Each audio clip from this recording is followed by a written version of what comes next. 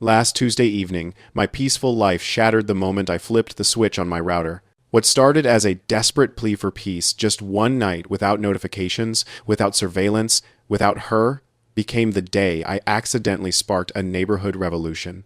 When the police showed up at my door with flashing lights and accusations of tampering with community infrastructure, I had no idea that turning off my Wi-Fi would expose the biggest scandal Meadow Ridge Estates had ever seen. But here's the thing. Nobody tells you. Sometimes the smallest acts of defiance crack open the largest lies. Hi, I'm Marcus Bennett, the guy who turned off his Wi-Fi and accidentally took down an HOA empire. I think you'll be interested in the story I'm about to tell you. I moved to Meadow Ridge Estates 4 years ago because the listing said peaceful community, and the real estate agent promised a place where neighbors actually care. What I didn't know was that neighbors who care was code for one woman who cares. Way too much about everything.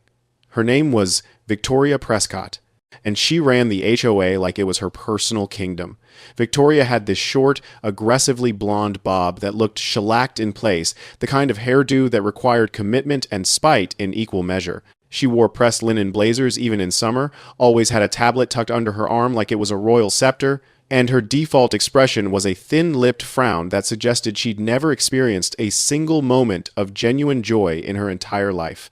When I first met her at a community gathering, she shook my hand with all the warmth of a parking meter and immediately informed me that my mailbox was 3 millimeters too dark for HOA standards.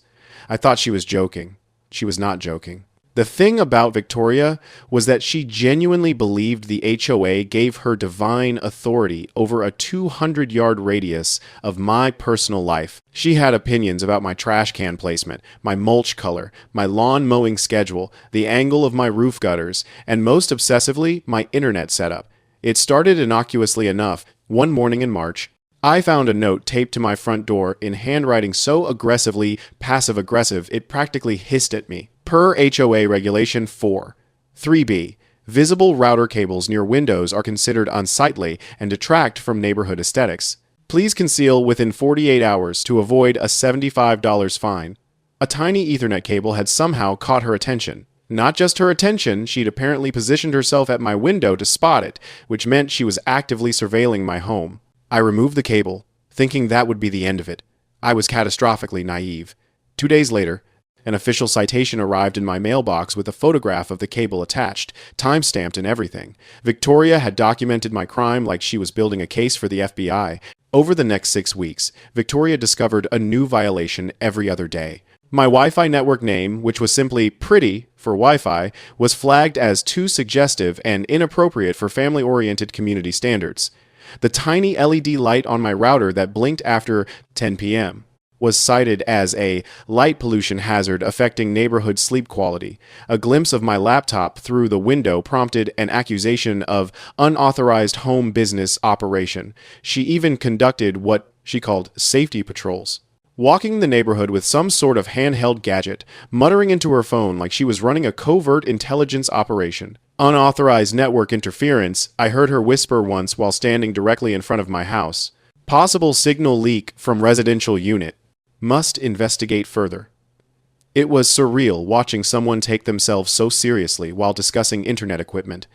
Then came the accusation that cracked my patience like an egg. Victoria posted in the community Facebook group that I was hacking HOA security cameras, except I didn't even know the HOA had security cameras. Turns out, Victoria had convinced the board to install cheap knockoff surveillance units on streetlights and scattered throughout the neighborhood for safety purposes.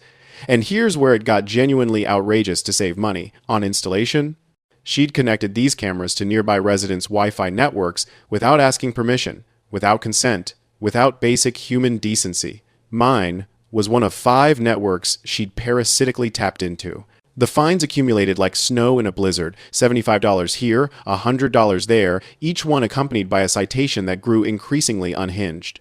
By the 3rd week of April, I'd received 9 citations and faced over $500 in fines for infractions I didn't even know violated any actual rules. The final straw came on a Thursday when I opened my mailbox to find citation number 12, failure to maintain network stability, $150 fine. HOA security cameras experienced intermittent connectivity issues due to inadequate Wi-Fi signal strength from your residential router. Please upgrade your equipment immediately. That was the moment something snapped inside me. Victoria wasn't just surveilling me, she was blaming me for the performance of equipment she'd illegally connected to my network without permission. She'd created a problem, installed unauthorized devices on my property, and then fined me for the consequences. Standing in my kitchen, holding that citation, I felt something crystallize. That evening, after making a cup of chamomile tea and settling into my favorite chair with a mystery novel, the exact thing I'd been trying to do for weeks, I looked at my router. Its lights blinked accusingly. It hummed with the weight of Victoria's entitlement and surveillance. I stood up, walked across the room, and switched it off. The silence was extraordinary. No humming, no pinging, no notifications crawling across my phone. No awareness that somewhere, in some server, Victoria was probably monitoring activity logs. For maybe 4 minutes, I experienced something close to peace. Then, at 7:03 p.m., I heard a siren. Not distant. Close. By 7:05, the first patrol car was pulling up to my townhouse. By 7:06, another 2 arrived. The blue and red lights painted my living room in alternating colors, and my stomach did that specific drop that comes from panic, isn't rational but can't quite control. I hadn't done anything wrong, I just turned off my own equipment, but 3 police cruisers don't show up for nothing. An officer approached my door with the kind of purposeful walk that suggested this was serious business. His knock was the type you feel in your chest, the kind that means trouble. "Sir, open up. We've received a report of tampering with community infrastructure." When I opened the door, there was Victoria, standing behind 2 police officers like she'd summoned an army to fight her personal battles. Her blonde bob was somehow even more rigidly perfect than usual, and her face had that expression of righteous fury that only comes when someone is absolutely certain they're the hero of their own story. "That's him," Victoria pointed at me, like she was revealing a supervillain's identity on live television. "He shut down the community network. The doorbell cameras are offline. Emergency communications are compromised." The first officer blinked, visibly confused. "Ma'am, are you saying he turned off his Wi-Fi?" he asked carefully. "It's our Wi-Fi?" Victoria shrieked. And I mean truly shrieked, a high-pitched sound that probably disturbed the dogs 3 blocks over. The HOA mesh system relies on his signal. He's sabotaging neighborhood security. The officer's partner actually bit his lip, clearly trying not to laugh, but Victoria wasn't done. She stormed up my walkway, waving her tablet like a badge of authority, her voice rising with each accusation. "He's using a signal jammer. He's endangering lives. The children's smart doorbells aren't responding. Someone could be trying to reach help right now."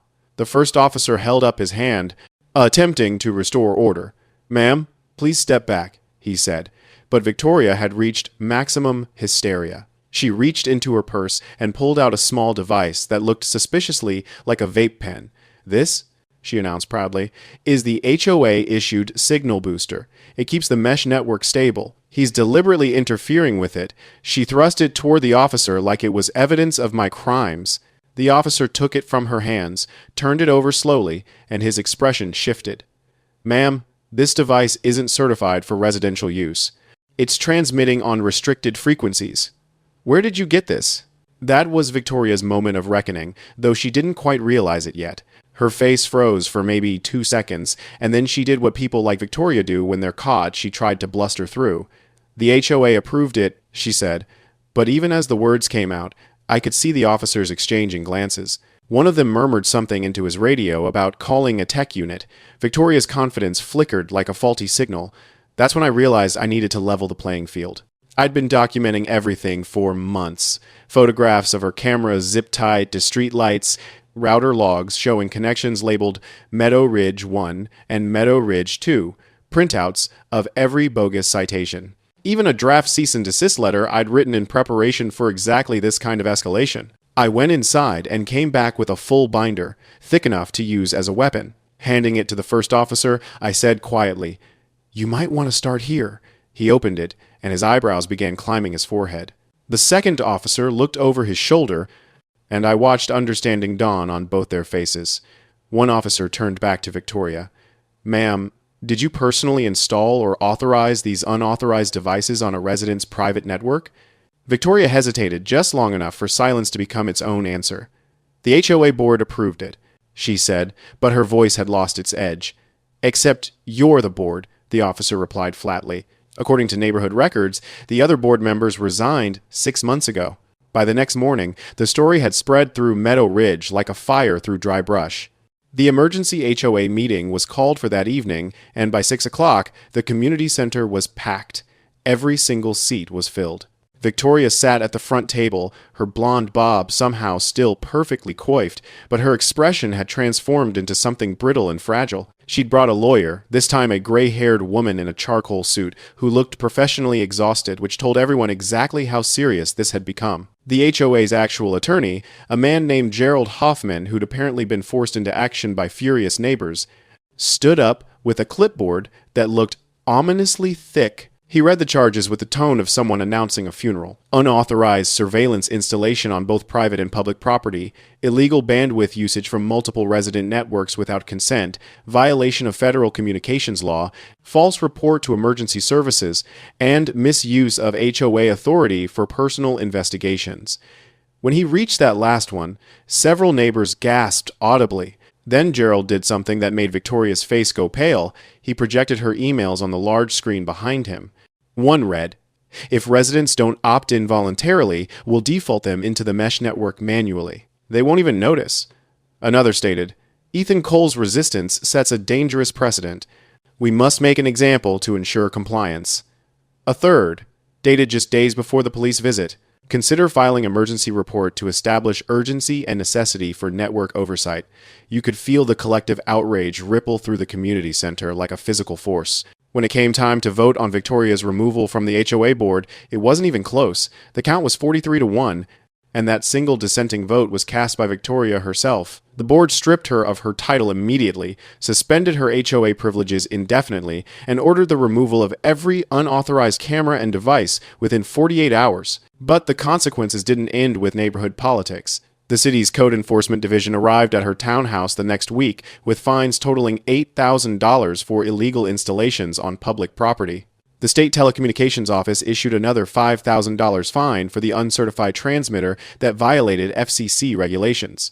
The police department cited her for misuse of emergency services, a misdemeanor that carried potential jail time, and a $1,000 fine. As the list of penalties and consequences grew longer, I watched Victoria's face cycle through every possible human emotion: disbelief, rage, humiliation, desperation. Finally, after the last fine was announced, she slammed her binder shut with enough force to echo through the silent room, muttered, "You'll regret this," to no one in particular, and stormed toward the exit. The community center door slammed so hard that the emergency exit sign above it actually rattled. For a solid 5 seconds, the room remained completely silent. Then someone started clapping. Within seconds, the entire community center erupted in applause that lasted nearly 3 minutes. The aftermath unfolded over the following weeks like a neighborhood renaissance. Without Victoria's surveillance empire looming over everyone like some sort of technological sword of Damocles, people actually started smiling again. Neighbors who hadn't spoken in months because they were paranoid about citations began having actual conversations. The new HOA board, composed of 3 normal, decent people who cared infinitely more about fixing potholes than spying on routers, implemented reasonable policies that respected privacy while maintaining community standards. Every single unauthorized camera came down. The illegitimate fines were rescinded, and everyone received refunds. The constant tension that had hung over Meadow Ridge estates like a toxic fog finally lifted, and you could feel it in the air, a collective exhale, a return to normalcy. As for me, I became something of a local hero, which still feels surreal.